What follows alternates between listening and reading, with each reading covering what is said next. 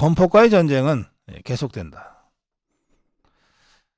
고용노동부는 회계자료를 안 낸 52개 노조에 대해서 과태료를 부과하는 절차에 들어갔습니다. 그런가 하면 건설교통부는 타워크레인 태업 조종사, 태업 근로자, 타워크레인 기사 중에서 태업을 하는 근로자 21명에 대해서 면허 정지 절차에 착수했습니다. 원래비 근절 정책 등에 반발해서 고의로 작업 속도를 늦추거나 작업을 거부한 타워크레인 조종사들에 대해서 이제 정부가 본격적으로 면허 정지 절차에 착수한 것인데요. 국토교통부가 고용노동부, 경찰청, 지방자치단체와 함께 타워크레인 태업에 대한 특별 점검을 한 결과 지난달 15일부터 이달 6일까지 23일 동안 성실 의무 위반 행위 의심 사례 54건을 적발했다고 밝혔습니다. 이들의 불법 부당 행위를 횟수별로 차등화해서 한 번 위반할 때는 3개월 면허 정지, 두 번째 위반할 때는 6개월 면허 정지, 3차례 이상 위반할 때는 12개월 면허 정지 처분을 내린다는 자체 방침을 갖고 지금 국토부가 움직이고 있습니다. 이번에 적발된 성실 의무 위반 행위 의심 사례 54건 가운데 면허 정지에 해당하는 21건에 대해서는 행정처분위원회와 청문 절차를 밟을 것이다. 정당한 이유 없이 거푸집 인양을 거부하거나 정해진 신호수 외에 무리한 인원 배치를 요구하면서 들어주지 않으면 작업을 거부하는 이런 사례 등이 적발이 됐는데, 이 21건 외에도 나머지 33건은 추가로 증거 확보를 하고 면허정지 경고 등의 처분 절차를 진행할 예정이라고 밝혔습니다. 이 면허정지 최종 처분은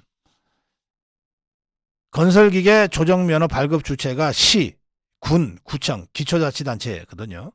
그래서 국토교통부가 이렇게 처분 결정을 하면 실제로 이 처분 행정 절차는 기초자치단체를 통해서 하게 됩니다. 국토부는 이렇게 중간점검한 결과 54건의 사례를 적발하고 그중에 21건에 대해서 면허정지 절차를 밟겠다고 밝혔습니다만, 그러나 전체적으로는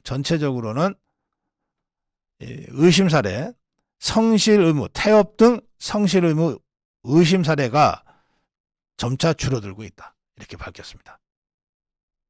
건폭과의 전쟁이 효과를 보고 있다는 뜻입니다. 특별 점검 이후 타워크레인 조종사들이 작업 협조를 잘 하고 있고 태업으로 인해 다른 작업자와 다투는 갈등 상황도 줄어들고 있다. 이게 국토부의 중간점검 결과 발표입니다. 이와 관련해서 원희룡 국토부 장관은 이번 특별점검을 통해 건설 현장의 분위기가 긍정적으로 바뀌고 있는 것으로 확인됐다. 앞으로도 상시 점검을 통해 현장 상황을 지속적으로 살펴볼 계획이다. 남은 점검 기간에도 현장에서 피해가 발생하지 않도록 타워 크레인 대체기사 투입 등 정부 지원이 필요한 부분을 다방면으로 살펴볼 것이다. 건폭과의 전쟁, 성과가 있다고 하는 원희룡 장관의 중간점검 발표를 들으면서 너무나 당연한 결과지만, 그러나 이 당연한 결과를 얻기 위해서 우리가 쏟을 수밖에 없는 이 수많은 노력들을 다시 한번 생각하게 됐습니다. 우리가 다 알고 있었던 것이지만 건폭과의 전쟁을 선포하는 데 얼마나 많은 시간이 걸렸습니까? 또 건폭과의 전쟁을 선포한 이후 이렇게 점차 건설 현장에서 이런 불법 위법 사례가 줄어들게 만드는 과정에 또한 얼마나 많은 시간이 들어갔습니까? 왜 이러냐? 수십 년간 이것들이 건설 현장을 지배해 왔기 때문에 그렇습니다. 어쩌다 한 번이 아니라 수십 년간의 이 먹이사슬과 같은 이 민노총, 한노총, 이 건폭들과의 이 유착, 커넥션, 지배구조가 버티고 있었던 거예요. 이거를 하나하나 해체하면서 이렇게 분위기가 조금씩 개선되는 것이거든요. 그 점에서 강력한 원칙과 동시에 일관성 있는 지속적인 개혁 조치가 중요하다는 점을 제가 다시 한번 강조합니다. 그냥 일회성으로 끝날 일이 아니다. 한번 엎어 놓는다고 해서 근절될 일이 아니다. 이것은 윤석열 정부 5년 내내 밀어붙여야 될 일이다. 그래서 이 좌파 커넥션 구조를 완전히 끊어내고 좌파의 먹이사슬 구조를 완전히 끊어내고 완전히 새로운 노사법치주의 문화를 정착시켜낼 때만 비로소 마무리할 수 있는 그런 개혁과제다. 이 점을 제가 다시 한번 강조합니다. 최민희의 임명을 거부해야 한다. 방송통신위원회의 위원이 차관급 위원이 이제 5명인데 그 중에 2명은 대통령이 지명합니다. 이 5명 중에 1명이 이제 위원장이고 4명이 위원인데 위원장은 장관급이고 4명의 위원은 차관급입니다. 이 5명 중에 2명은 대통령이 지명을 하고 3명은 국회 추천입니다. 국회 추천이니까 더불어민주당이 1당이니까 아마 2 추천할 거고 우리 국민의힘이 2당이니까 뭐 1명을 추천하든지 그렇게 될 것 같은데요. 그래서 이제 더불어민주당이 자기네 추천 몫이다 그러면서 추천한 게 최민희라는 자입니다. 뭐 더불어민주당 몫이고 더불어민주당이 추천했으니까 뭐 임명할 수밖에 없다. 상식적으로는 그렇게 얘기할 수 있지만 이거 임명하면 안 됩니다. 임명하면 안 돼요. 부적격자니까. 자, 방송통신위원회 위원이라고 하는 자리가 어떤 자리입니까? 방송과 통신의 정치적 독립성 그리고 중립성 이런 걸 지켜 나가기 위한 그 합의 기구거든요. 그래서 정부 부처지만 정치적 독립성, 중립성이 중요하기 때문에 야당에서도 추천해라, 여당에서도 추천하겠다 이렇게 해서 구성을 해 놓는 겁니다. 그러니까 방송통신위원회 위원이 되려면 적어도 정치적 독립성과 중립성 그리고 가짜뉴스 근절 의지가 확실히 있어야 되는 거죠. 그런데 이 최민희 이자는 정치적 독립성, 중립성과 정말 멀어도 너무 거리가 먼 자 아닙니까? 거기에다가 이자는 허위사실 유포 혐의로 유죄를 선고받았어요. 그래서 피선거권도 박탈된 자입니다. 가짜뉴스, 허위뉴스, 허위사실 유포, 이 거짓말이라는 뜻입니다. 가짜뉴스라는 뜻입니다. 이 허위사실 유포 혐의로 유죄를 선고받아가지고 피선거권도 박탈된 자예요. 이런 자가 어떻게 방통위원이 될 수 있습니까? 여권 국민의힘 쪽에서는 가짜뉴스 유포 전력자가 가짜뉴스를 근절해야 할 임무를 맡게 될 방통위원을 한다는 게 말이 안 되지 않느냐. 무자격자다. 이런 자를 왜 대통령이 야당 몫이라고 무조건 임명을 해야 되느냐. 아무리 야당 몫이라 하더라도 무자격자, 결격자의 추천에 대해서는 대통령이 결국 임명권자는 대통령이니까 대통령이 거부해야 한다. 이런 주장입니다.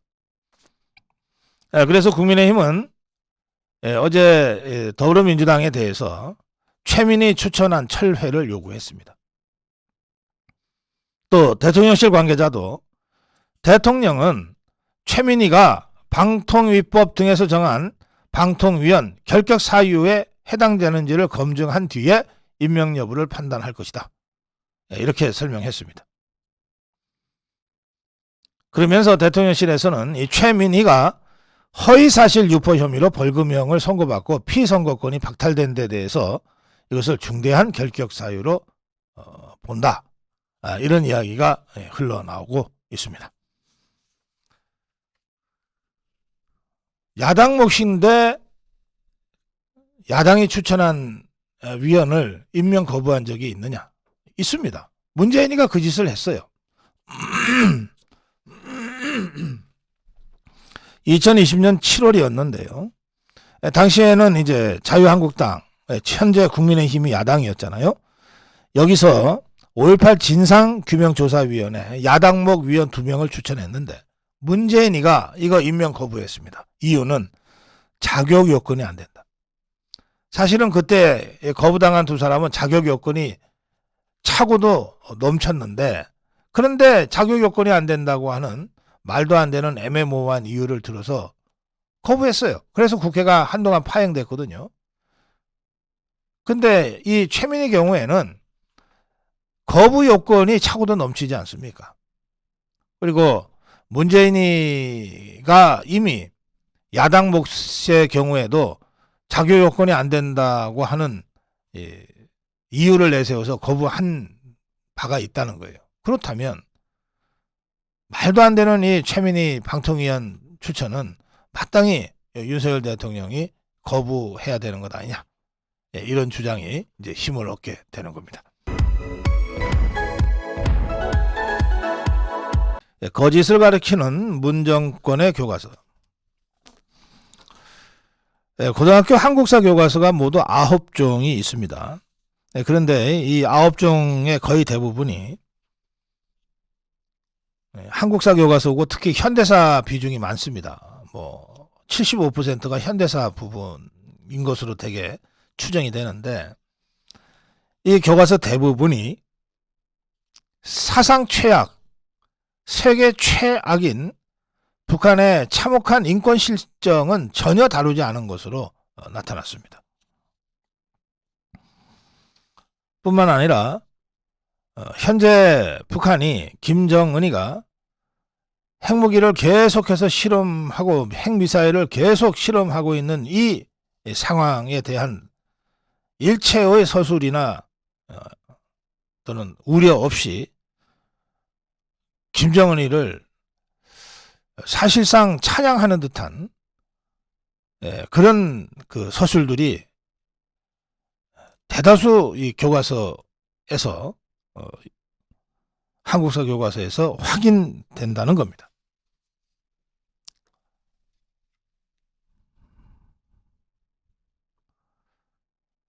구체적인 내용을 잠깐 살펴보겠습니다. 이 지금의 한국사 교과서 9종은 2019년 11월에 검정 심사를 완료했습니다. 그리고 2020년부터 학생들이 사용하고 있는 교과서입니다. 문재인 때 검증 완료했고 문재인 때부터 학교에서 학생들이 배우고 있는 교과서라는 뜻입니다. 그런데 2019년 11월에 검증을 완료했는데 김정은이는 2018년 초부터 이제 평화쇼를 시작했지 않습니까? 그리고 그 사이에 뭐 문재인이를 불러서 만나기도 하고, 그리고 트럼프를 만나기도 하고 했는데, 이 트럼프와의 그 2차 회담, 하노이 회담이 노딜로 깨져버린 것이 2019년 2월이거든요. 그 이후에 이제 그 김정은이가 본색을 제대로 드러내기 시작합니다. 그래서 2019년 여름부터는 문재인을 향해서 삶은 소대가리니 겁먹은 개니 이런 막말을 막 쏟아냈습니다. 바로 그때 문재인 종북주사파 정권 하에서 한국사 교과서 검증이 이루어진 겁니다. 그래서 그해 11월에 검증이 마무리가 됐고, 그 다음 해 2020년부터 이제 학생들이 이걸 보게 됐으니 미북 관계 그리고 이 한미 관계가 김정은이의 그 쇼였다고 하는 것이 확인이 되고, 그리고 관계가 다시 격화되면서 김정은이가 문재인이를 삶은 소대가리니 뭐니 마구 맹비난을 하던 상황 속에서 이 한국사 교과서 검증이 진행된 거거든요. 그러면 아무리 김정은이 눈치나 보고 김정은이한테 아부나 떨던 문재인 종북주사파 세력이라 하더라도 이런 남북관계의 급변 상황을 어느 정도는 반영해야 되지 않았겠습니까? 근데 이것들이 그걸 전혀 하지 않았어요. 이 9종의 한국사 교과서 중에 천재교육이라는 출판사가 낸 책은 이렇게 되어 있습니다. 김정은 등장 이후 북한은 기업 활동의 자율성을 더욱 확대하고 개인의 경제 활동에 대한 통제를 완화하였다.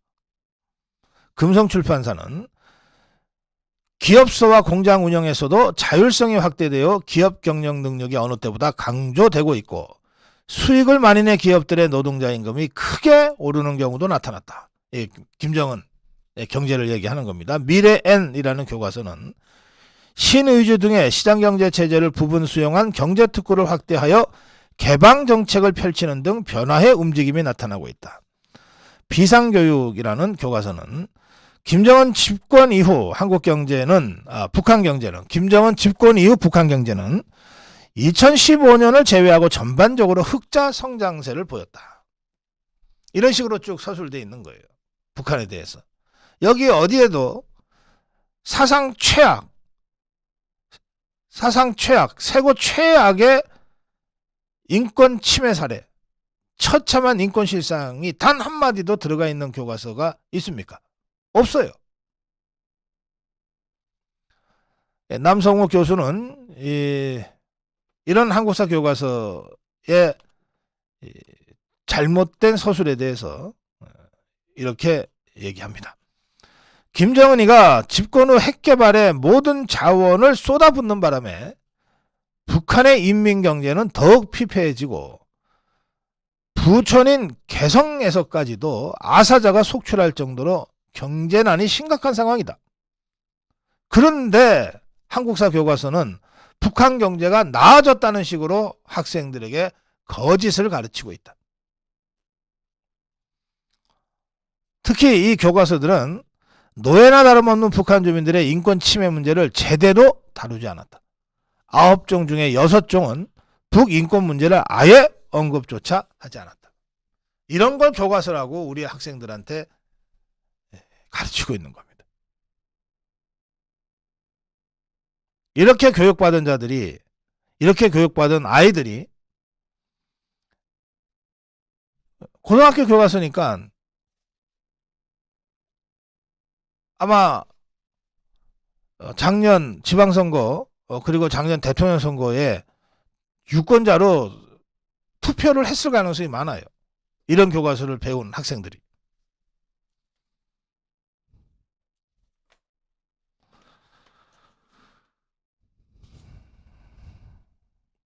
이 황당한 교육 현실을 우리가 계속 방치하는 것은 그야말로 나라가 무너지는 것을 그냥 속수무책 바라보고 있는 것과 똑같습니다. 국민의 정신이 무너지면 나라가 어떻게 온전하게 지탱될 수 있겠습니까? 고등학생, 우리 아이들의 정신부터 이렇게 무너뜨리고 있는 게 종북 주사파들의 적화 전략입니다. 그대로 놔둬서는 단 한시라도 우리 아이들을 이런 식의 종북 주사파들의 선전선동의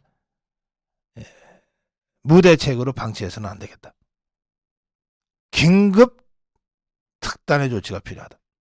그 말씀을 드립니다.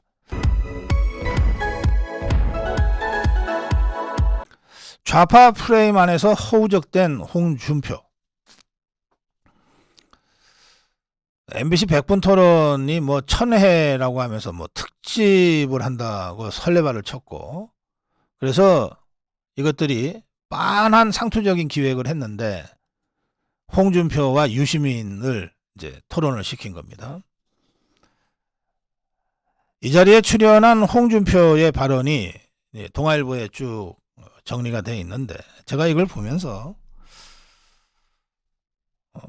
우선 좀 안타까웠습니다. 그리고 좀 화가 났어요.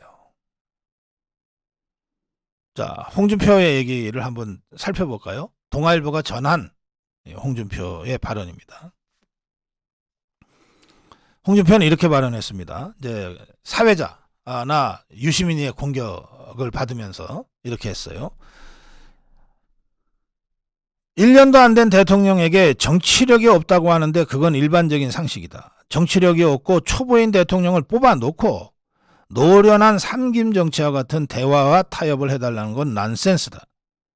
이왕 뽑았으니 도와주고 밀어줘서 대통령이 스스로 잘하도록 만들어야 한다. 이런 발언이 있었고요. 권력을 쥔 쪽에서 이제 유시민이가 이제 얘기한 겁니다. 권력을 쥔 쪽에서 합법 권력, 물리적 강제력을 동원해서 상대방 리더를 제거하는 의사를 보이면 토론이 불가능하다. 정치적으로 비열한 일이다. 무신정권 시대다. 이랬어요. 자, 이 유시민의 얘기는 우선 한마디 하고 가겠습니다. 권력을 쥔 쪽에서 상대방 리더를 제거하면, 그렇죠. 박근혜 대통령, 이명박 대통령을 제거했죠. 이것들이. 그리고 박근혜 정부에서 일했던 주요 핵심 인사 수백 명을 적폐청산 대상으로 놓고 사법 처리를 해댔습니다. 난도질을 했어요. 정치적으로 비열한 일이죠. 그런 짓을 한 것들이 지금 이재명이한테 사법 처리한다고 지금 유시민이가 이 발언을 한 거거든요.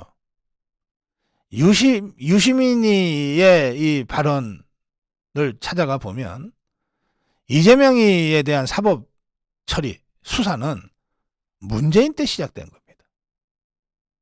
그런데 제대로 하지 않고 대충 꼬리 자르고 덮어주려고 하는 수사를 했어요. 정권 바뀐 다음에 수사팀이 교체되면서 제대로 수사하고 있는 중입니다.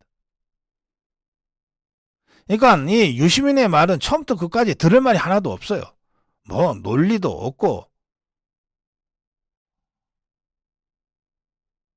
하여튼 그렇긴 한데, 그러니까 왜 이 종북 주사파가 유시민이를 자기네 진영의 대표자처럼 이렇게 토론에 내세웠는지 그것도 잘 이해를 못하겠어요. 제가.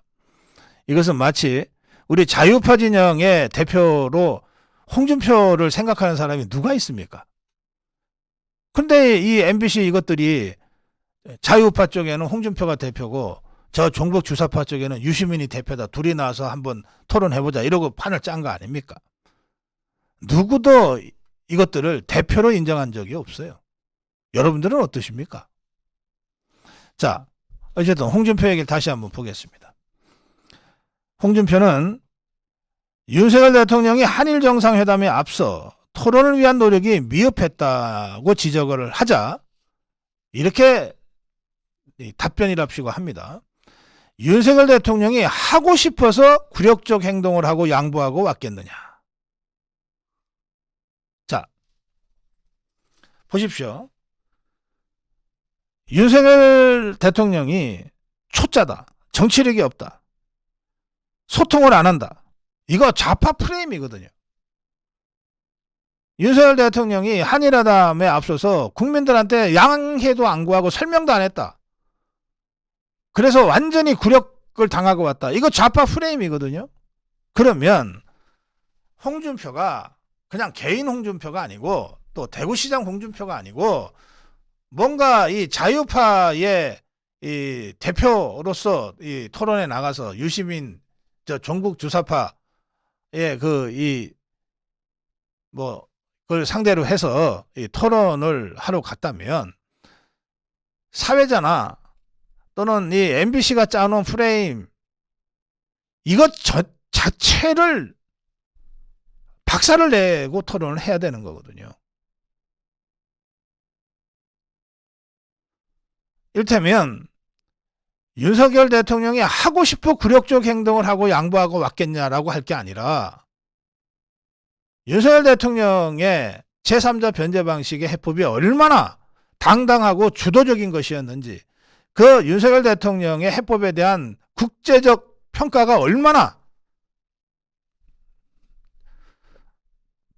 의미가 있는 것인지, 또 그 해법을 들고 가서 윤석열 대통령이 기시다를 상대로 또 일본 언론을 상대로 한 외교 행동이 얼마나 미래지향적이고 주도적이었는지를 설명을 하면서 후레인과 싸워야 되는 거예요.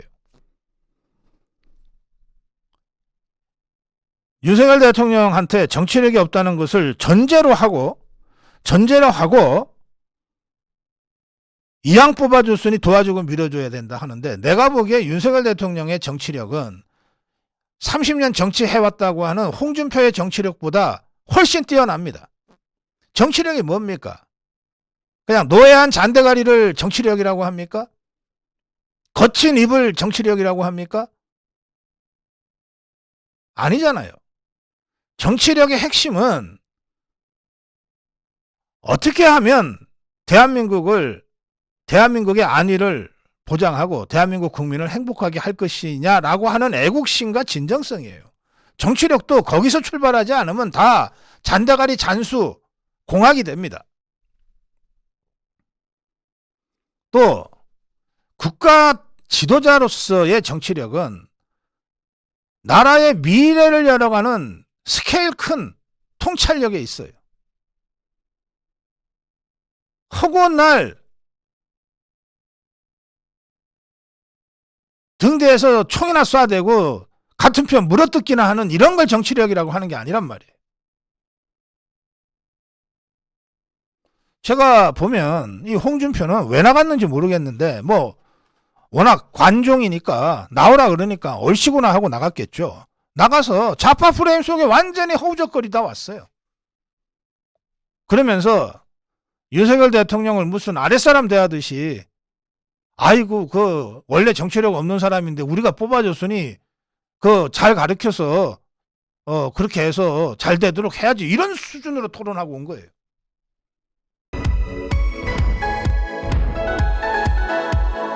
오염된 사제단, 천주교 정의구현사제단,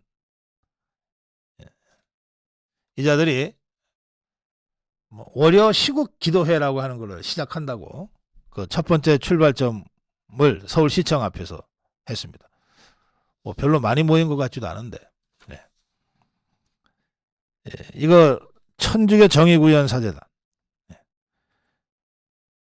어제 오후에 서울시청 인근에서 월요 시국기도회를 열고 윤석열 대통령 즉각 퇴진을 주장했습니다.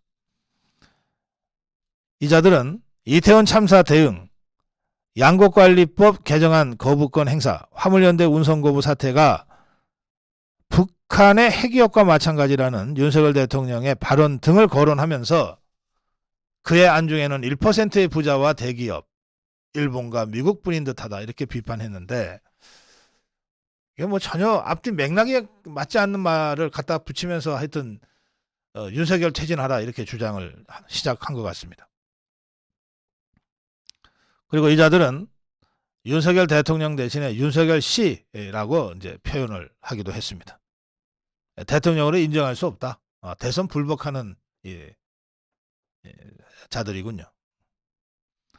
이 자들은 어제 서울을 시작으로 앞으로 매주 월요일 전국의 각 교구를 돌면서 시국기도회를 이어갈 계획이라고 밝혔습니다. 대한민국은 참 좋은 나라입니다. 자유민주주의. 대한민국 국민 누구나 다 사상의 자유가 있고 표현의 자유가 있고 집회의 자유, 결사의 자유, 행동의 자유가 있습니다. 그걸 보호해 주기 위해서 그 대한민국의 국민들의 기본권을 보호하고 보장해 주기 위해서 우리 정부가 무던히 애를 쓰고 있습니다. 저는 저 사제들도 뭐 대한민국 국민이고 자신들의 생각을 저렇게 표현할 수 있는 자유가 있다고 생각합니다. 뭐 전국을 돌아다니면서 할 자유도 있다고 생각합니다. 그러나 거짓말할 자유는 없죠. 저들의 이런 정말 터무니없고 생뚱맞고 시대착오적인 저 행동들, 과연 저들만의 생각일까? 이 김정은이하고 대남 이 공작 총책 쪽에서 특히 지식인 사회에 침투해서 지식인들, 상대적으로 영향력이 큰 지식인들을 어떤 형태로든 포섭하고 대한민국을 혼란스럽고 대한민국을 전복시키기 위해서 활용해라, 이런 지침이 내려온 것은 한 70년도 더 된 오랜 그 명제입니다. 실제로 지난 70여 년간 이 공안 사건을 보면, 그래서 목사, 신부, 승려 등 종교인 성직자들이 주요 포섭 대상으로 시도됐던 흔적들도 많이 발견이 되고, 실제로 그렇게 해서 포섭돼서 넘어간 자들도 있습니다. 이 시점에 저렇게 뜬금없이 윤석열 퇴진운동을 지금 정례적으로 하겠다고 나선 것 아닙니까? 저게 대한민국 국민으로서 마땅히 누릴 수 있는 사상, 집회, 시위, 행동의 자유 영역에 해당되는 건지, 아니면 법적으로 단죄해야 할 북한 지령에 의한 간첩 위적 행위의 흔적은 없는지 방첩 당국이 좀 면밀히 지켜볼 필요가 있겠습니다.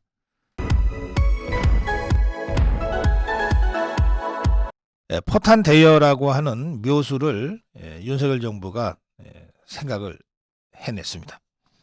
이게 무슨 얘기냐면요, 지금 우크라이나로부터 무기 지원을 그동안 계속 요청받았고, 또 미국도 한국이 직접 우크라이나에 살상 무기를 좀 지원해 줬으면 하는 바람을 계속 표명해 왔는데, 우리 정부는 러시아와의 관계라든지 중국과의 관계 등등을 감안해서 직접 살상 무기를 우크라이나에 지원하지는 않는다, 이런 원칙을 세워온 겁니다. 이제 우리의 입장과 또 미국이나 자유우방 국가들과의 우크라이나 지원의 시급성 등이 좀 충돌할 수밖에 없는 이런 대목이 있었는데, 이 문제를 포탄 대여 방식으로 우리 정부가 아주 현명하고 슬기롭게 풀어냈다고 할 수 있습니다. 조 바이든 행정부가 우리가 생산하는 155mm 포탄 50만 발을 대여 형식으로 제공받는다는 계약을 지난달 우리 정부와 방위산업업체와 체결했다는 겁니다. 이 50만 발 말이죠. 이 50만 발은 지난해 정부가 미국에 판매한 155mm 포탄 10만 발의 5배에 해당되는 것이고, 또 미국이 지난해 1년 동안 우크라이나에 지원한 약 100만 발의 이 155mm 포탄의 절반에 해당되는 양입니다. 엄청난 양을 우리가 미국 정부에 대여해 주는 것으로 계약을 한 겁니다. 그런데 이 포탄이라고 하는 게 한번 쓰고 나면 없어지는 거잖아요. 말하자면 소모성 무기인데, 이 소모성 무기를 판매가 아니라 대여 방식으로 한 것은 극히 이례적이다. 아마 처음 있는 일 같다. 이게 전문가들이 이렇게 얘기합니다.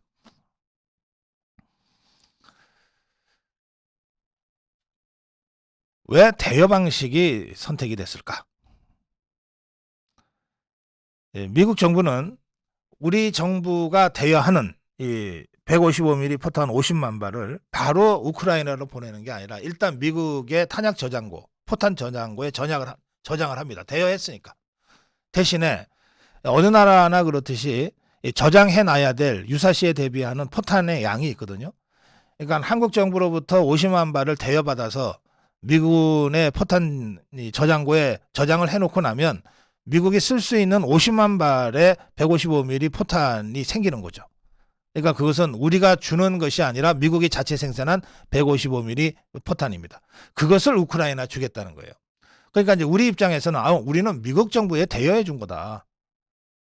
그리고 필요하면 언제든지 우리가 돌려받을 수 있게 돼 있다는 것이고요. 실제로 그 포탄은 우크라이나로 가지 않거든요. 우리가 대여한 포탄은. 그런데 미국은 어쨌든 예비용 비축 포탄을 확보했기 때문에 자기들이 비축하고 있는 포탄 50만 발을 우크라이나에 줄 수가 있는 거죠. 그래서 우리의 입장을 충분히 고려하고 또 미국의 필요, 도 충분히 고려하고 또 우크라이나나 자유반 국가들의 그 입장도 충분히 고려한 이 3자가 윈윈할 수 있는 이런 묘책으로 대여 방식이 채택됐다. 이렇게 설명할 수 있습니다. 물론 뭐 그렇다 하더라도 러시아가 우리에게 시비를 안 걸어오지는 않을 겁니다. 그러나 우리도 할 말은 있는 거죠. 우리는 미국 정부한테 대여해 줬을 뿐이다. 뭐 이거는 고육책이기도 하고 절충안이기도 하지만 그러나 외교라고 하는 게 바로 이런 겁니다. 어쨌든 우리가 테러를 확보해 놓고 명분을 세워서 명분과 실리를 동시에 취할 수 있는 그런 방식으로 대여 방식을 우리가 생각을 해낸 것이고 그런 의미에서 저는 이게 묘수다 이렇게 평가하는 겁니다.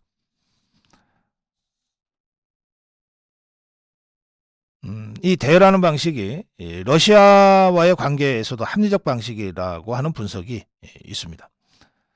푸틴은 우크라이나에 무기를 제공할 경우에는 한국과 러시아 관계가 파탄날 것이다. 이렇게 이미 여러 차례 위협한 바가 있거든요. 그러니까 우리가 우크라이나에 직접 무기를 주지 않았다.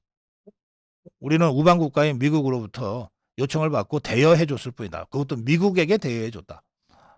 푸틴도 빤히 그 내용을 알면서도 더 이상은 이 문제로 인해서 뭐 외교 관계를 단절한다거나 무슨 보복을 한다거나 이렇게 하지 못할 것이다. 그런 의미에서 합리적 방안이다. 이런 평가도 있습니다. 정보 소식통은 대여 방식을 통한 간접적 우크라이나 지원은 러시아를 자극하지 않으면서도 한국이 국제사회의 책임 있는 일원으로 전쟁을 방관하고 있는 것만은 아니라는 메시지를 미국과 국제사회에 줄 수 있는 최선의 방안이다. 이렇게 설명했습니다. 네, 어떤 직책에 있던 사람이 뭐 없어지면 다음 사람이 와서 그 직책을 수행을 하는데 그 사이에 뭐 한 달이나 두 달이나 이렇게 좀 시간이 비잖아요. 그때 다른 사람이 그 직무대행을 할 수가 있습니다. 그걸 이제 직대라고 부르죠. 그런데 이 직대가 3개월, 6개월, 뭐 길어야 6개월 정도인데 이게 6개월이 아니고 1년, 2년, 5년, 10년 이면 이거 말이 안 되는 거 아닙니까? 이런 몰상식한 짓을 코레일의 민노총 이자들이 했습니다. 이거 말이 안 돼, 시정해 라고 하는 자체감사 지시에도 불구하고 계속 했습니다. 민노총 코레일 소속의 민노총 직원 5명이 회사 규칙까지 어겨가면서 여객정무 직무대리로 최장 10년을 근무한 사실이 드러났습니다. 이 여객정무라고 하는 거는요, 코레일 여객 요원들의 꿈이죠. 여객정무 제일 높은 사람입니다. 그 기차에서. 이 여객정무는 그래서 시험을 봐서 합격을 해야만이 이제 발령을 내는 그런 자리입니다. 그런데 이 민노총의 5명은 시험 봐서 통과할 자신이 전혀 없었던 것 같아요. 원래 무능한 자들이 이런 짓들을 많이 하죠.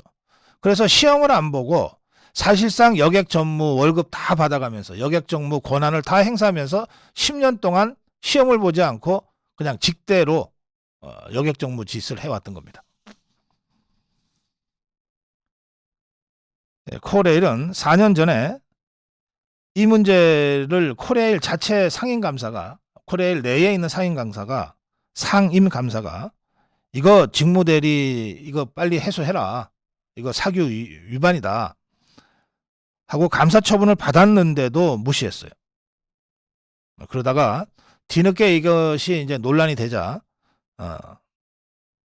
이 사람들을 시험 보면 여객 전무 시험에 떨어질 게 뻔하니까 그냥 일반직으로 발령을 내버렸어요. 그러니까 강등된 겁니다.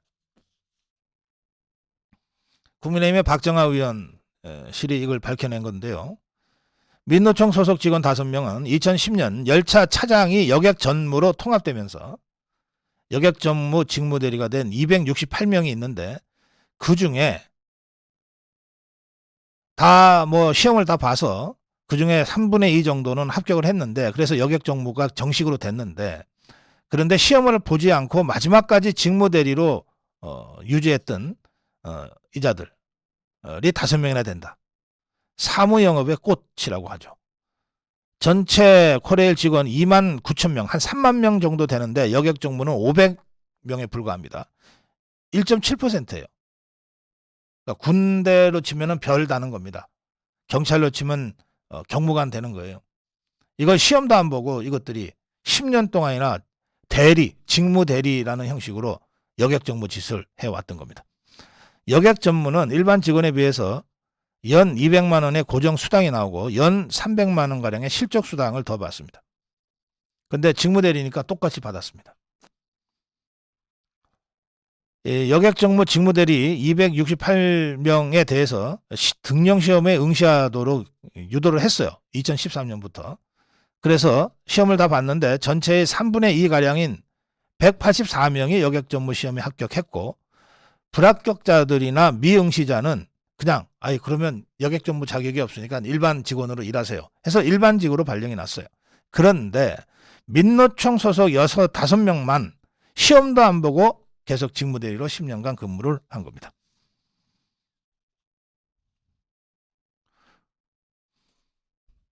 코레일은 이 박정아 의원의 의원실에 이 문제 제기 그리고 동아일보의 취재가 시작되자 이들을 곧바로 일반직으로 발령을 했습니다.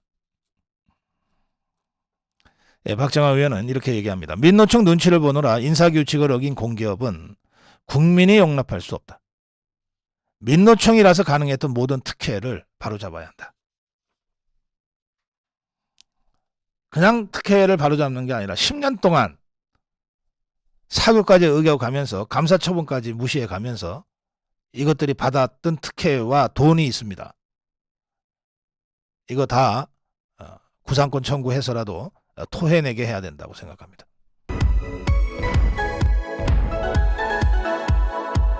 경찰청 앞에 적반하장 집회가 신고가 돼서 오늘부터 집회가 열린다고 합니다. 민주노총 건설지부, 민주노총 건설노조 지부가 한 달간 서울지방경찰청 마포청사 앞에서 수백 명이 참여하는 집회를 매일 열겠다 이렇게 신고했다는 겁니다. 그런데 이 집회를 주도하는 그래서 집회를 신고한 자가 누구냐? 건폭, 건설 현장에 조폭같이 설치는 이 민주노총 지부장으로 지금 이 건폭 사건 관련해서 수사받고 있는 피의자라고 합니다.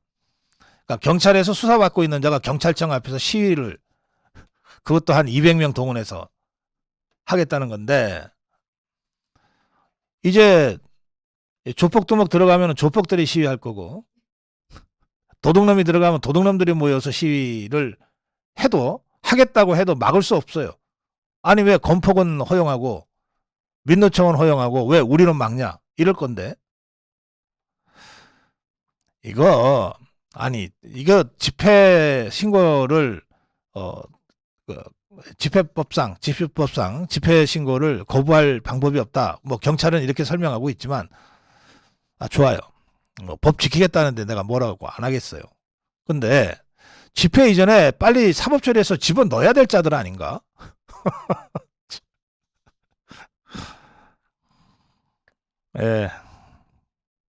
이 집회 신고자 민주노총 건설노조 수도권 북부지역본부의 김모라고 하는 자입니다. 이게 지부장이에요. 그 외 200명이 집회 신고자입니다.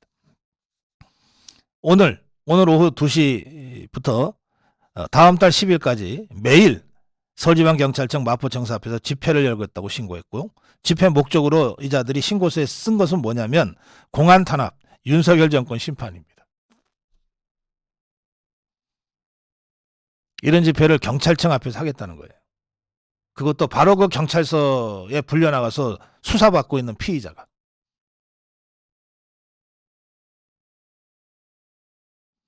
이자의 혐의는 이렇습니다. 이 김모라는 지부장.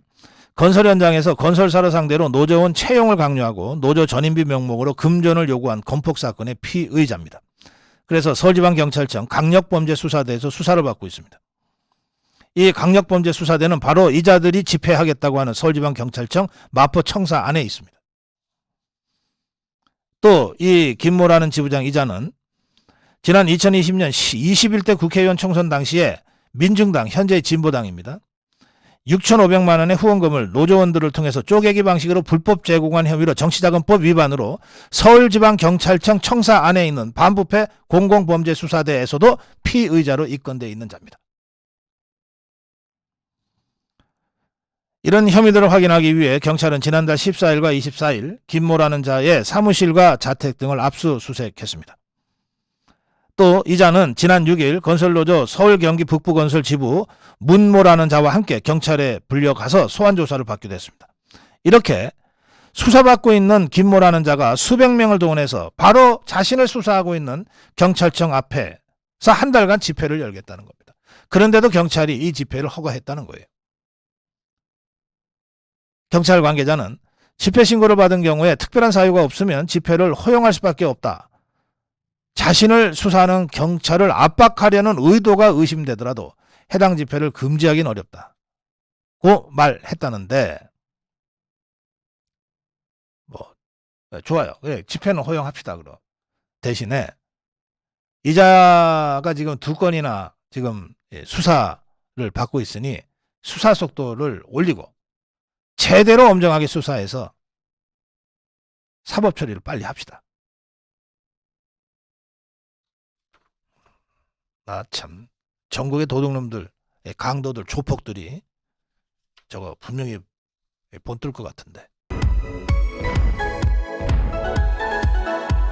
네, 방탄국회에 이어 방탄대법원장까지. 서울신문의 최강숙 칼럼, 최강숙 대기자의 칼럼, 정말 촌철살인하는 칼럼입니다. 여러분들 꼭 서울신문 최강숙 칼럼 원본을 한 번씩 좀 확인해 보시기 바랍니다. 대통령은 왔다 가지만 연방대법원은 영원하다. 연방대법원, 그러니까 미국에 있는 대법원입니다. 이게 윌리엄 태프트라는 미국의 대통령을 지낸 자의 말인데, 이 윌리엄 태프트는 27대 미국 대통령이었는데 퇴임하고 나서 연방대법원장까지 지냈어요. 그런 사람으로는 유일한 사람입니다. 그런데 이 사람 말이 대통령도 해보고 대법원장도 해봤는데 대통령보다는 연방대법원장이 훨씬 더 좋은 자리더라. 영향력을 크게 행사할 수 있는 자리더라. 이런 말입니다. 최근에 더불어민주당이 법원조직법 개정안을 냈는데 김명수 대법원장이 대법원장 추천위원회를 꾸려서 후임 대법원장을 추천할 수 있도록 하는 내용의 법원조직법 개정안입니다. 이재명 사법부 리스크로 골머리를 앓고 있는 민주당으로서는 이 태프트의 말이 아주 절절히 공감됐을 것이다. 대통령 선거 패배로 대통령 자리는 내줬지만 6개월 후에 바뀔 대법원장 자리는 넘겨주지 않겠다. 민주당은 왜 이렇게 대법원장 자리에 연연하는가? 그러면서 이 최강수 대기자는 200년 전에 미국의 사례를 하나 지금 인용을 해서 설명하고 있습니다. 놀랍게도 미국 건국 초기인 1801년 비슷한 일이 있었다. 당시 존 애덤스 2대 대통령이 대선에서 토머스 제퍼슨 3대 대통령한테 패했어요. 그러자 이 이재명의 민주당처럼 이 존 애덤스도 법원 조직법을 개정하는 꼼수를 썼어요.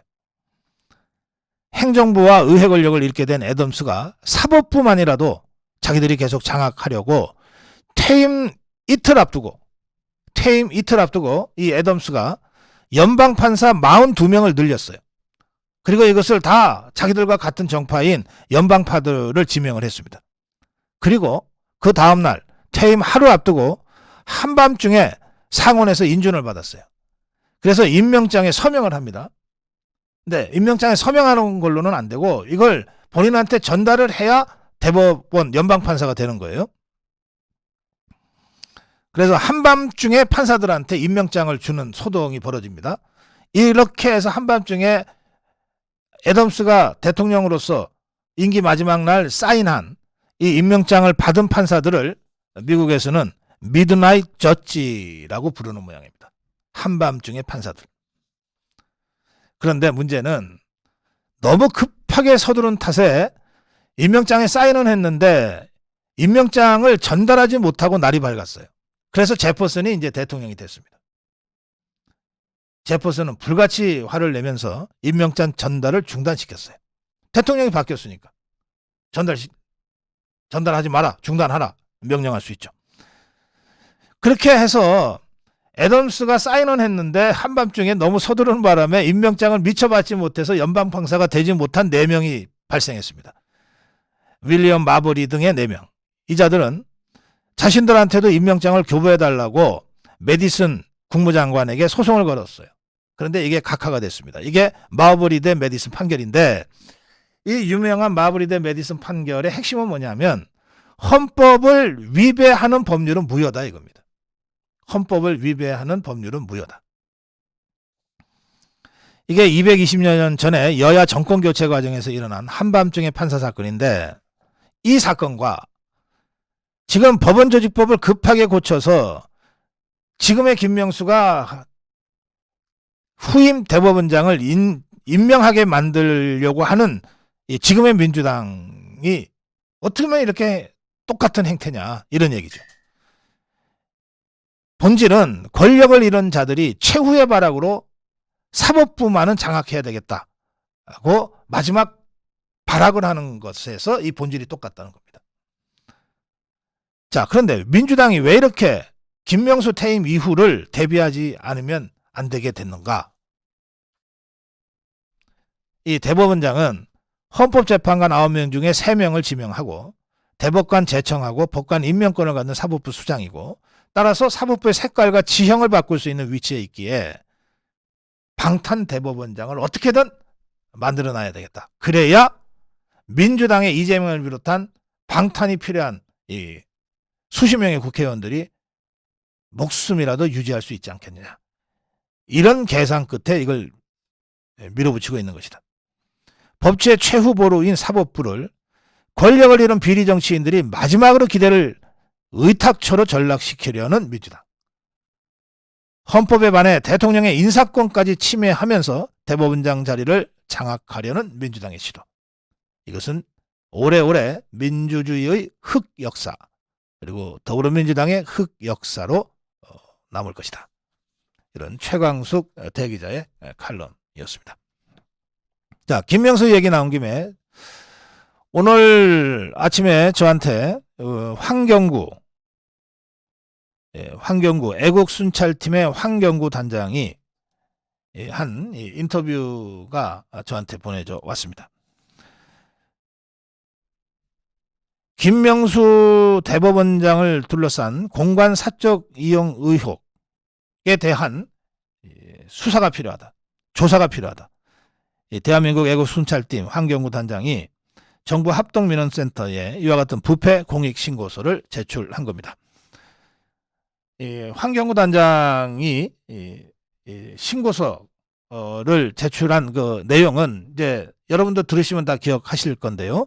김명수가 2017년 7월에 대법원장에 임명된 뒤에 시설이 노후하고 외빈 초청을 하는데 좀 불편하다는 이유를 들어서 공간을 리모델링하면서 16억 7천만 원을 사법부 예산으로 써라 이렇게 지시했고 이후에 바로 이 공간에 김명수의 손자들을 위한 놀이터를 조성을 했고 또 김명수의 아들 부부는 서초구 한 아파트에 청약이 당첨되고도 대법원장 공간에 들어가서 1년 3개월 동안 거주해서 부동산 재테크를 했다.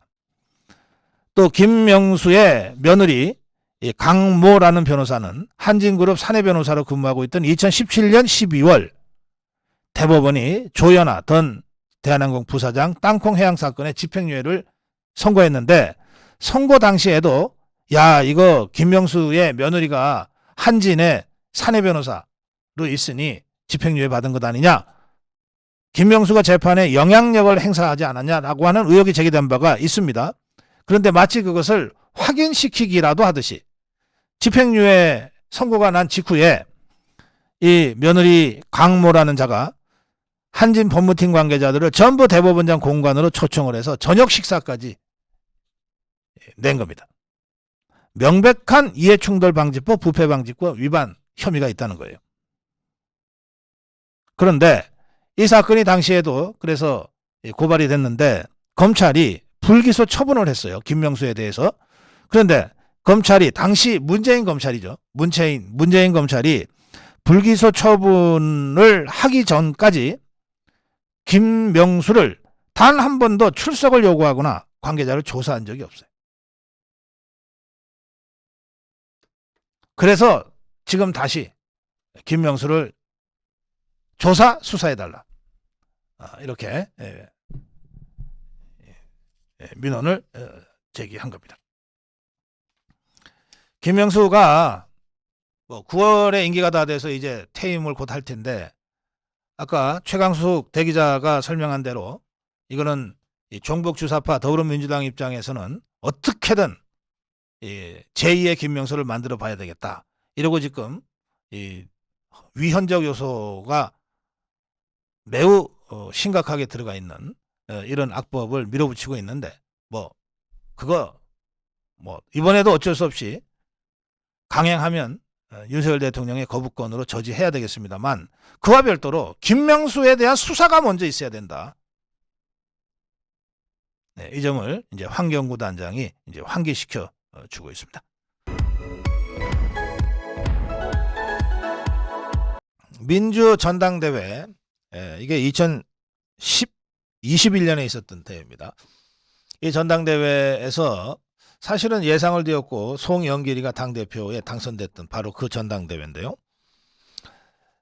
2021년 민주 전당대회에서 돈 살포가 됐다는 정황이 확인이 되면서 검찰이 수사를 확대하고 있다는 소식입니다. 검찰은 2021년 검찰은 2021년 5월에 치러진 더불어민주당 전당대회에서 당대표 선출 과정에서 돈 봉투가 살포됐다는 의혹에 대해서 본격 수사에 착수했습니다. 서울중앙지검 반부패 2부입니다. 2021년 송영길 후보 캠프에서 활동했던 민주당의 윤관석 의원 그리고 이성만 의원, 윤관석 인천 남동을, 이성만 인천 부평갑입니다. 다 인천 의원이고 송영길이도 인천 계양을의 국회의원이었죠. 그러니까 같은 동네에 있는 의원들끼리 돈 살포를 의논했을 그 개연성이 매우 높다고 지금 상황상 보여집니다. 또 여기에 송영길의 전 보좌관 박모 씨 등이 연루돼 있다고 검찰은 보고 있고 그래서 이 10여 명의 자택과 사무실 20여 곳을 압수수색했습니다. 이 압수수색 영장에는 윤관석, 이성만 두 국회의원이 모두 피의자로 적시돼 있습니다. 윤관석 등은 그 문제의 그 이정근 사무부청장 지금 구속돼 있고 어제 4년 6개월 실형이 나온 그 이정근을 통해서 강래구라는 자로부터, 강래구는 한국공공기관 감사협의회 회장인데 이 강래구라는 자로부터 6천만 원을 전달받아서 민주당 현역 의원 10명에게, 그러니까 이 현역 의원 10명에게 1인당 300만 원이 든 돈 봉투를 두 차례 걸쳐서 전달한 정황을 확보했다고 합니다.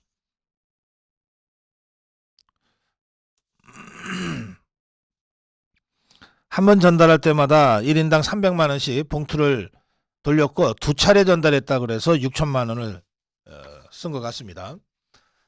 검찰은 이와 별개로 강래구라는 자가 전당대회 관계자들에게 수십만 원이 든 돈 봉투를 줬고 대의원 같은 사람들 그 금액이 모두 3천만 원에 이른다는 정황도 잡은 것으로 전해졌습니다.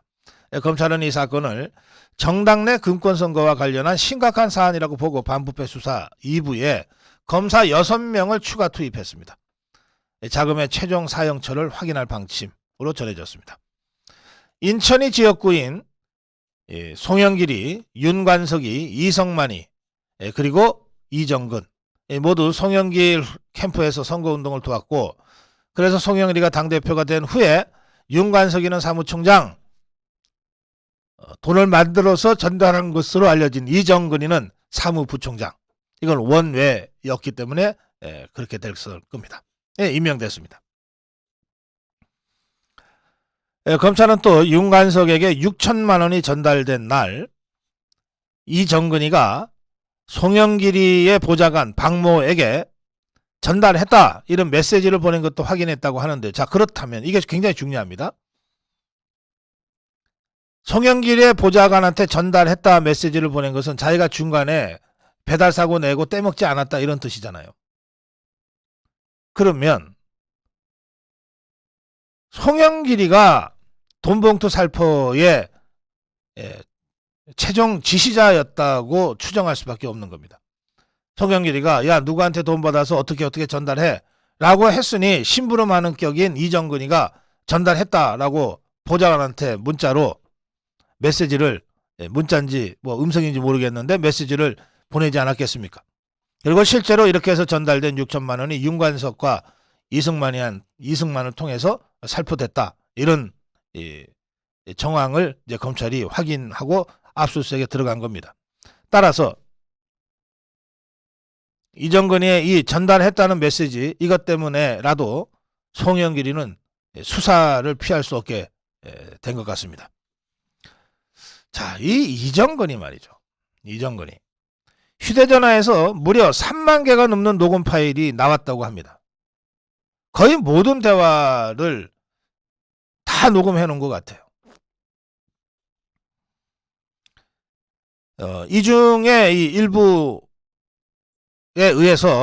증거에 의해서 지난달 노웅래 뇌물수수 혐의 사건이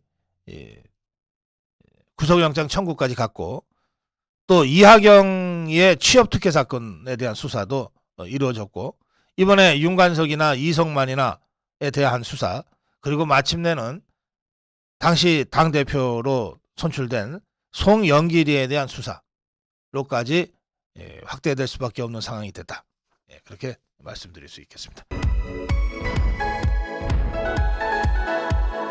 전당대회 더불어 돈봉투당, 이제 더불어민주당의 별명이 참 계속 붙네요. 전당대회 더불어 돈봉투당.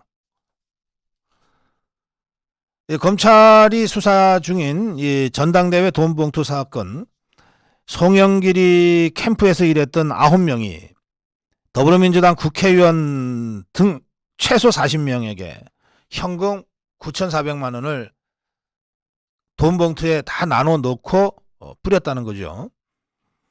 이 전당대회에서 송영길이는 35.6, 또 차점자인 홍영표는 35.01, 0.59% 차이, 아주 정말 근소하게 이겼는데, 처음에는 송영길이가 좀 앞서갔다 그래요. 그러다가 홍영표가 대깨문의 지원을 받아서, 그러니까 당시에 송영길이는 이재명이가 지원했죠. 그리고 이 홍영표는 대깨문들이 지원했는데, 급속도로 추격해 들어오자 막판의 위기를 느끼고 선거 전당대회 일주일 전 또는 3일 전 이렇게 집중적으로 이때 돈 살포를 한 것 같습니다. 정황상. 국민의힘은 이 더불어민주당 전당대회를 쩐당대회라고 공세에 나섰고, 민주당은 국면 전환용 기획수사다, 이렇게 반발하고 나섰습니다. 유상범 대변인은 윤관석과 이정근을 언급하면서 민주당을 더불어 돈봉투당으로 만드는데 성공한 윤관석, 이정근 이 두 사람은 각각 송영길이가 대표가 된 이후에 송영길에 의해서 사무총장과 사무부총장이라는 핵심 당직에 임명됐다. 정의당도 논평을 냈습니다. 민주당의 야당 탄압이라는 말은 아무 때나 쓸 수 있는 마법의 도구가 아니다. 이번에는 너희들이 야당 탄압해도 국민들이 고지 듣지 않을 거다. 뭐 이런 얘기죠. 이 제명이는 그런데 이 정부의 장기가 압수수색이다 그러면서 야당 탄압이다 이랬고요. 윤건영이도 곶감 빼먹듯이 이렇게 검찰 수사를 해도 되는 거냐 이랬는데, 검찰 수사란 게 원래 그렇습니다. 확실한 증거, 물적 증거, 관련자들의 진술을 확보하고 영장을 제출해도, 체포영장, 구속영장 제출해도 저 김명수 꼭두각시 판사들이 영장 기각하는 판에 대충 할 수가 있습니까? 시간이 걸리더라도 차곡차곡 증거 세워서 할 수밖에 없죠. 이정건이가 구속돼서 지금 1심에서 4년 6개월 받았는데, 그 이정건이로부터 압수수색한 이정건이의 휴대폰에서 3만 개 가까운 녹음 파일이 나왔다는 것 아닙니까? 그거 하나하나를 다 들여다볼 수밖에 없잖아요. 다 듣고 분석하고 체크하고 그러면서 수사할 수밖에 없죠.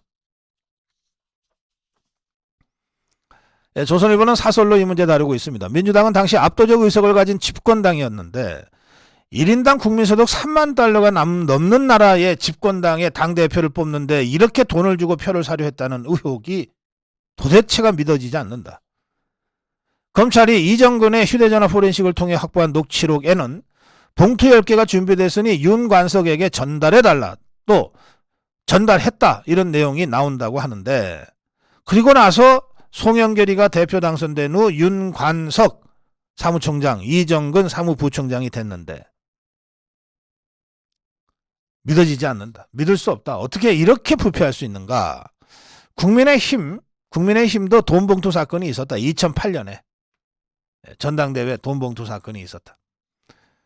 그 후에 국민의힘은 그런 일을 다시는 없게 하기 위해서 전당대회의 투개표 등 선거관리를 선관위에 맡겨왔다. 그래, 한 달 전에 있었던 국민의힘 전당대회도 그래서 중앙선관위가 관리를 했습니다.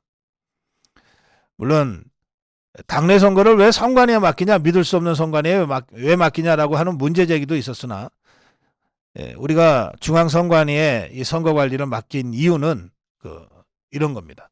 당내 선거에서 돈봉투가 주고받았던 것이 드러나면서 당의 선거관리를 믿을 수 없다고 하는 문제 제기들이 있어서 그랬던 것이거든요.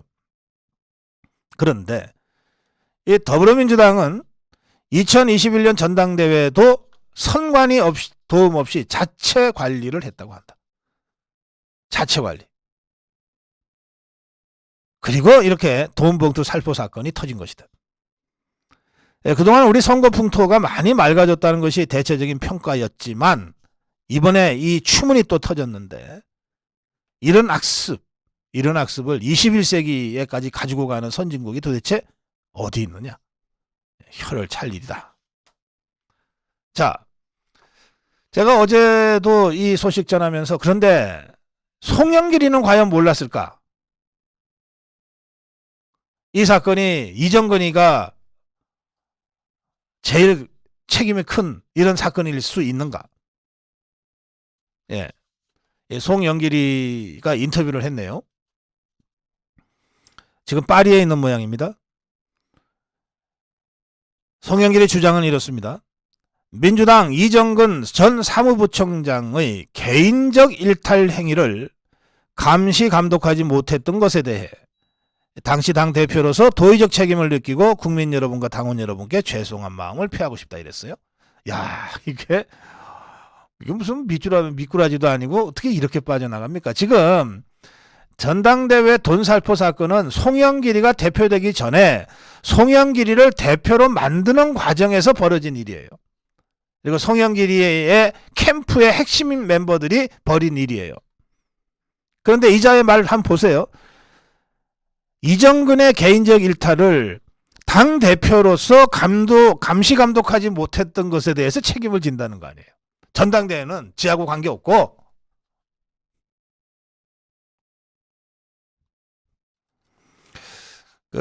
영화에 보면 가끔 그런 거 나옵니다.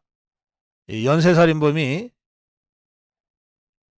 알리바이를 세우려고 작은 저 편의점에 가서 물건 훔치는 걸로 해서 교도소에 들어가는 경우가 있어요. 가끔. 그러니까 나중에 연쇄살인범 수사가 있어도 아 그때 그 사람 교도소에 있었는데 이러면 끝나는 거 아닙니까 수사가. 지금 쥐가 대표되는 과정에서 이 측근들에 의해서 저질러진 이 돈봉투 살포 사건인데 이자가 짐짓 대표된 이후에 이정건이를 제대로 감시 감독하지 못해서 그 이정건이의 개인 일탈에 대해서 자기가 사과한다는 거 아닙니까?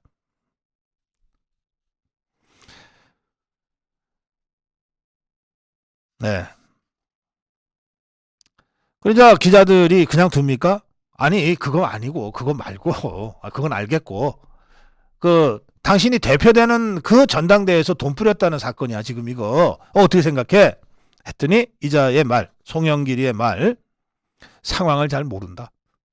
이게 이자의 답변이에요. 상황을 잘 모르겠다. 송영길의 얘기 길게 할 거 있겠습니까? 박성중이 역시 우리 자유파 국민의힘에선 참 잘 싸우는 사람입니다. 박성중 의원 서초의 재선 의원이죠. 그리고 국회의원 하는 내내 문방위 그 어려운 문방위에서 우리 자유파의 목소리를 대변해 오고 있습니다. 지난번 전당대회에 최고위원으로 나갔는데 무슨 인지도가 안 나와서 그런지 그냥 컷오프 돼버렸어요. 참 정말 여러분 반성합시다. 이렇게 잘 싸우는 훌륭한 정치인을 어떻게 컷오프해서 떨어뜨립니까? 네. 자, 박성중 의원이 최민희 지명을 비판하는 개인 성명을 냈습니다. 최민희 방통위원 지명 절대 불가. 방송 장악이라는 잿밥에만 관심 있는 민주당은 최민희를 부적격자 최민희를 방통위원회 임명해달라고 생떼를 부리고 있다. 그런데 최민희 방통위원 지명은 절대 안 된다. 방통위법 제10조 1항 2항 시행령 제4조 제2호가 정한 결격 사유다. 방송통신 및 기간통신사업에 종사하거나 위원 임명 전 3년 이내에 종사했던 사람은 위원이 될 수 없다고 딱 규정하고 있다. 다수의 법률 전문가와 유명 로펌 두 곳에 이 법률 해석을 맡겼다. 그 결과 최민희는 절대 안 된다는 결론을 얻었다. 첫째, 최민희는 한국정보산업연합회라는 연합체에서 일을 했는데 이것은 SK텔레콤, LG, U+, KT 등 통신사 또는 ICT 기업의 이익을 대변하는 이런 단체로 보아야 한다. 둘째, 방통위법상 위원 결격 사유를 규정한 취지는 방통위원은 고도의 공정성, 중립성이 요구되므로 기간통신 사업자의 이익을 대변하는 연합회의 상근 임원은 더더욱 방송통신, 기간통신 관련 사업에 종사했던 자에 해당한다고 판단하는 것이 일반적 상식이다. 셋째, 방통위법 및 시행령의 문헌도 결격 사유로서 사업자가 아닌 사업에 종사하였던 자로 포괄적으로 규정하고 있다. 이러한 결론은 규제기관과 피규제단체 사이의 이해상충을 방지하여 공무수행의 공정성을 도모하려는 방통위원 결격 사유 조항의 취지를 고려하여 보면 더욱 분명하다. 최민희는 한국정보산업연합회 상근 부회장으로 연합회 업무를 주도하면서 주요 현안을 수천 건이나 결재했고 통신사 대표들과 밀실에서 여러 차례 회담을 가졌고 기업 이익을 대변하기 위해 국회 상임위원장, 국회의원들과의 간담회 등을 주선했다. 최민희는 2019년 7월부터 2022년 3월까지 상근 부회장을 역임하면서 총 4억 8,400만 원을 이 연합회로부터 받았다.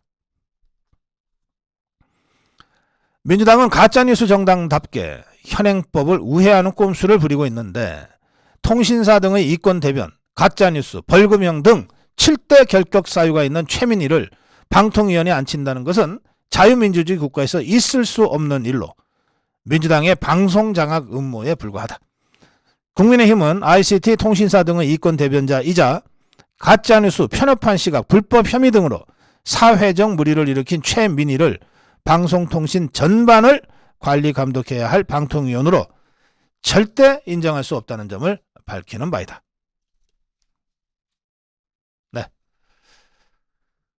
최민희 방통위원 절대 안 된다라고 하는 것에 법적 근거를 박성중 의원이 변호사들과 로펌의 자문을 구해서 이렇게 정리해서 발표했습니다.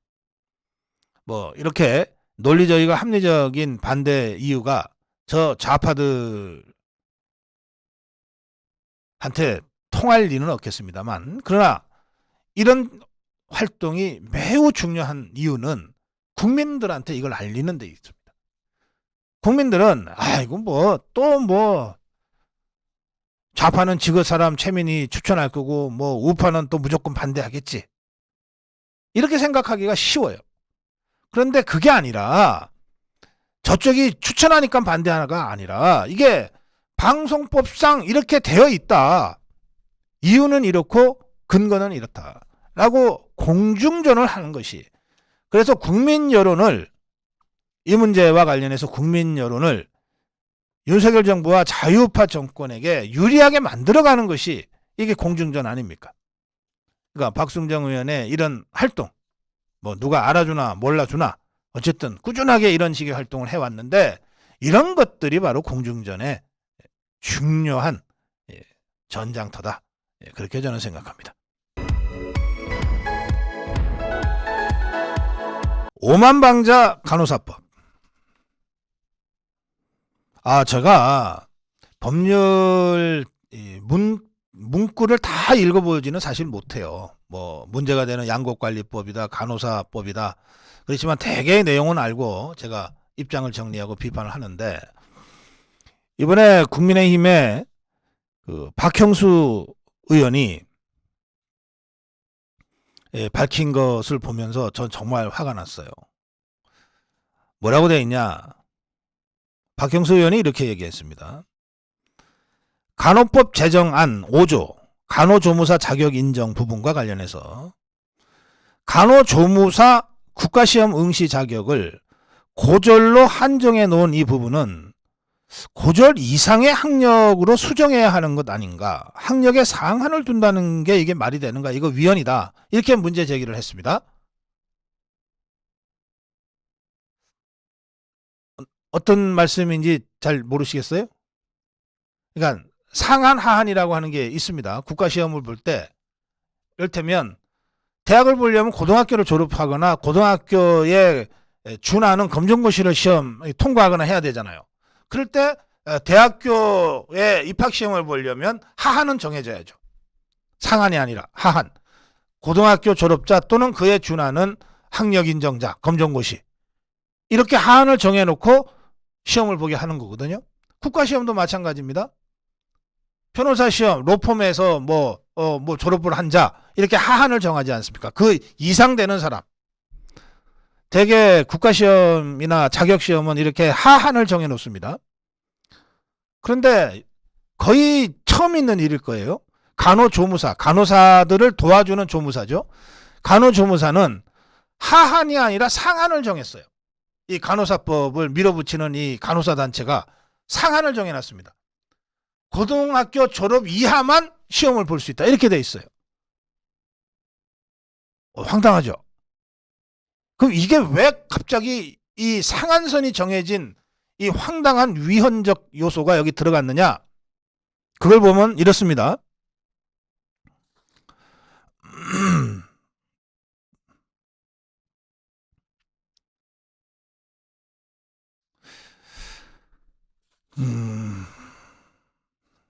이 간호사 협회는 이렇게 주장을 폈습니다. 여러분 잘 들어보십시오. 간호조무사는 고졸이면 충분하다. 간호사 협회의 공식 입장입니다. 간호조무사는 고졸이면 충분하다. 불필요한 학력 인플레이션을 조장할 필요 없다. 그래서 고졸 이하만 시험 보도록 그렇게 만들었다는 거예요.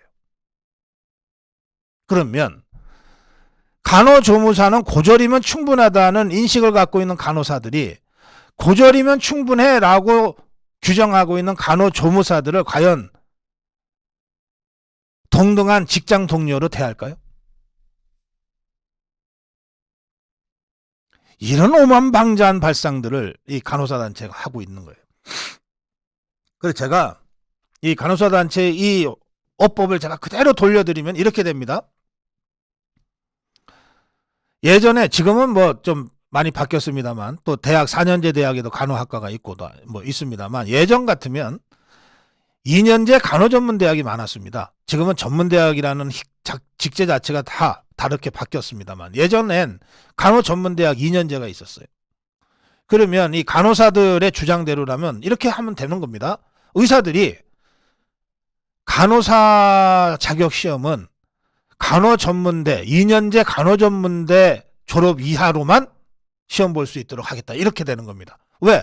아니, 학력 인프레가 뭔 필요해. 2년제 간호전문대학에서 기술만 좀 배워갖고 오면 되지. 자, 의사들이 간호사들한테 이렇게 대하면 아마 무슨 일이 벌어질지 짐작도 못할 거예요. 근데 이자들은 간호조무사들한테 이런 식으로 대하고 있는 거예요. 간호조무사, 에이, 고졸이면 되지. 그래서 고졸 이상의 학력을 갖고 있는 사람은 시험도 못 보게 만들어 놓은 거예요. 이게 말이 됩니까? 제가 간호사법을 제가 간호단독법이라고 얘기하면서 이거 희대의 악법이다. 절대 통과시키면 안 된다고 제가 여러 차례 논평한 이유 중에 하나가 이겁니다. 그야말로 오만방자한, 머릿수만 좀 믿고 직업들이 50만 명이니까 의료 직역에서는 제일 숫자가 많다 이러면서 자기들은 의사하고 뭐가 다르냐? 우리는 지역사회에서 우리가 직접 의료기관 운영할 수 있다. 직업들은 그렇게 오만방자하게 떠들면서 자기들 도와주는 조무사들에 대해서는 아이고 뭐 고졸이면 되지, 뭐 돈 들고 대학까지 갈라 그래, 그냥 고졸 이하로만 시험 볼 수 있도록 하자. 이걸 법이라고 내놓은 겁니다. 그래서 이 법이 그야말로 시대착오적이고, 간호사라고 하는 이 의료계 직역이 그 이외의 다른 모든 직역에 대해서 차별적이고 박탈감을 주는 법이기 때문에 이거 고쳐야 된다, 이런 악법 안 된다 라고 토론하던 중에 있었어요. 토론하던 중에 이것들이 갑자기 상임위를 통과 우회해가지고 본회의 직회부를 해버린 거예요. 그래서 어제 이 간호사법까지 본회의 통과시키겠다고 대든 거예요.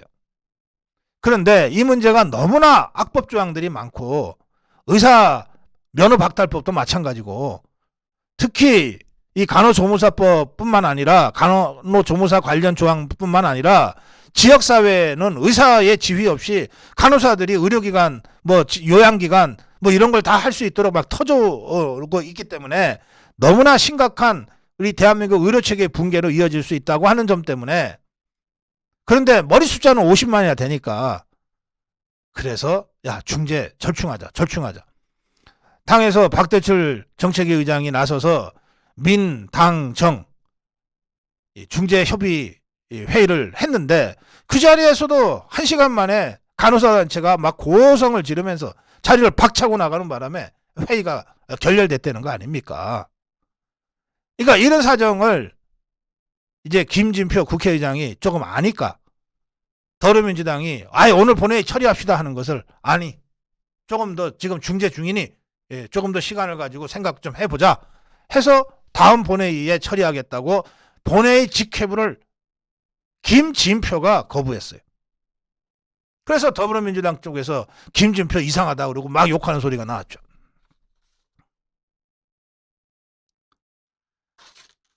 박대출 정책위 의장은 이 민주당의 간호법 강행 처리를 막기 위한 중재안을 냈고, 여기에는 지역사회라고 하는 이 용어도 삭제, 그 다음에 간호조무사의 고졸 상한을 고졸 하한으로 변경하는 내용이 포함되어 있습니다. 제가 왜 그렇게 며칠 동안 별로 관심도, 다른 사람들이 별로 관심도 갖지 않는 이 간호단독법과 이 의사면허 박탈법이 위헌이다, 독서적 조항이 너무 많다, 이거 통과되면 한국의, 대한민국의 세계 최고 수준의 의료체계가 완전히 붕괴될 수 있다 라고 여러분들께 계속해서 주의를 환기시켰는지 여러분들이 이제는 좀 이해하시면 좋겠습니다. 고성국TV는 자유우파의 유일 정론 방송입니다. 고성국TV는 윤석열 정권을 지켜내고 2024년 총선을 승리로 이끄는데 모든 힘을 다 쏟아부을 것입니다. 고성국TV가 어떠한 외압에도 흔들리지 않고 오로지 자유우파의 정론방송으로 나아갈 수 있도록 후원해 주십시오. 지금 바로 010-9045-3010으로 전화 주십시오. 정론 방송으로 보답하겠습니다. 감사합니다. 고성국TV 화이팅!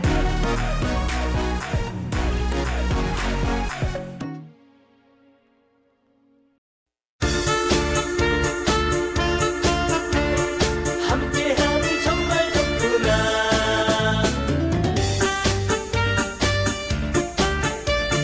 나로 사랑하니고 생각하고 생각해봐도 잘못된 걸 어떻게 하나. 해봤자 소용없다. 가만히 있으면 달라집니까. 한 번도 못 혼나라. 오면은 안 되는 세상. 이번엔 우리가 한다. 뭉쳐서 바꿔야 한다. 자유로운 우리의 나라. 하차하면 저들의 나라. 어림없다 걱정 없다. 아미고가 지킨다.